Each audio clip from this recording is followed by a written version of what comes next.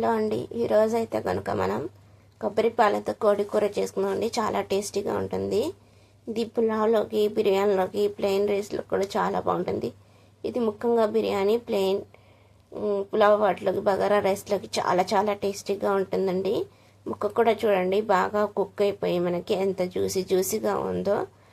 చాలా టేస్టీగా, చాలా రుచికరంగా కూడా ఉంటుందండి. మరి దీనిని ఎలా తయారు చేయాలి అనేది చూద్దాము. ముందుగా మనం చికెన్ని ఇలా మసాలాస్ అన్నీ వేసి మ్యాగ్నేట్ చేసి ఒక అరగంట సేపు నానబెట్టుకోవాలి. ఉల్లిపాయలు, పుదీనా, కొత్తిమీర, పచ్చిమిర్చి అండి కావాల్సినవి. 2 స్పూన్స్ ఆయిల్ వేసుకొని, ఆయిల్ హీట్ అయిన తర్వాత సన్నగా కట్ చేసి పెట్టుకున్న మీడియం సైజు ఉల్లిపాయని ఒకటి వేసుకోవాలి. ఉల్లిపాయని కొంచెం దూరగా వేయించుకోవాలండి. ఇది మనకి కలర్ చేంజ్ అయితే సరిపోతుంది. ఇప్పుడు మనం పుదీనా ఆకుల్ని ఒక 2 నిమిషాలు వేయించుకోవాలి. ఇప్పుడు కొత్తిమీరని కూడా వేసి ఒక 2 సెకండ్స్ పాటు దూరగా వేయించుకోవాలి. చూడండి, ఉల్లిపాయలతో పాటు మనకి పుదీనా, కొత్తిమీర కూడా బాగా వేగిపోయినాయి. ఇప్పుడు అల్లం వెల్లుల్లి పేస్ట్ 1 టీ స్పూన్ వేసుకోవాలి. పచ్చి వాసన పోయేంత వరకు కూడా సిమ్లోనే దూరగా వేయించుకోవాలి. ఇలా దూరగా వేగిపోయింది కదండి, ఆయిల్ నుండి సపరేట్ అయిపోయింది. ఇప్పుడు మనం ముందుగానే కలిపి ఉంచుకున్న చికెన్ని కూడా వేసుకుందాము.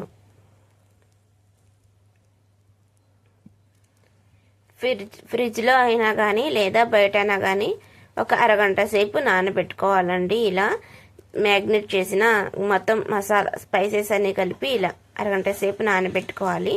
ఇలా నానబెట్టుకోవడం వల్ల చికెన్కి ఉప్పు, కారాలు, మసాలాలు అన్నీ బాగా పట్టి చాలా టేస్టీగా ఉంటుందండి. మూత పెట్టేసి ఒకసారి ఒక 5 నిమిషాల పాటు మగ్గిద్దాము. చికెన్లో నుంచి వాటర్ అయితే కనుక మనకి వస్తాయండి. ఈ విధంగా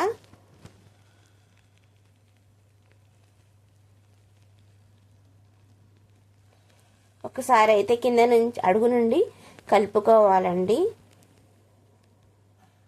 మూత పెట్టేసి సిమ్లోనే మరొక 5 నిమిషాల పాటు కుక్ చేసుకుందాము. ఇంకొంచెం ఆయిల్ అనేది బయటికి వచ్చేంత వరకు కూడా కుక్ చేసుకుందామండి. ఈ విధంగా ఆయిల్ అనేది వస్తుంది కదండి. ఇప్పుడు మనం మీకు ఇంకా కొంచెం స్పైసీగా కావాలనుకుంటే 1 టీ స్పూన్ ధనియాల పొడిని, 1/4 టీ స్పూన్ గరం మసాలాని కూడా వేసుకోండి. ముందుగానే ఒక మీడియం సైజు కొబ్బరికాయని తీసుకొని ఇలా కోకోనట్ మిల్క్ అయితే రెడీ చేసుకున్నానండి. లేదా మీరు రెడీమేడ్ కొబ్బరి పాలనైనా సరే వేసుకోవచ్చండి. ఇప్పుడు మనం కొబ్బరి పాలనైతే వేసుకుందామండి. ఇలా ఒకసారి బాగా కలిసేలాగా కలుపుకోవాలి. ఇది మనం సిమ్లోనే ఉడికించుకోవాలండి.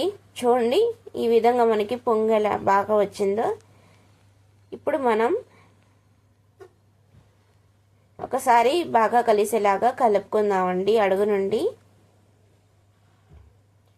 ఇది మనకి ఆయిల్ సపరేట్ అయ్యేంత వరకు కూడా కుక్ చేసుకొని చివరగా మనం ఇప్పుడు ఆయిల్ అనేది సపరేట్ అవుతుంది చూసారా. ఇప్పుడు మనం చివరగా కొంచెం కొత్తిమీర వేసి కలుపుకోవాలండి. ఉప్పు సరిపోకపోతే చూసి ఉప్పును కూడా వేసుకోండి. నచ్చితే లైక్ చేయండి, షేర్ చేయండి, సబ్స్క్రైబ్ చేసుకోండి.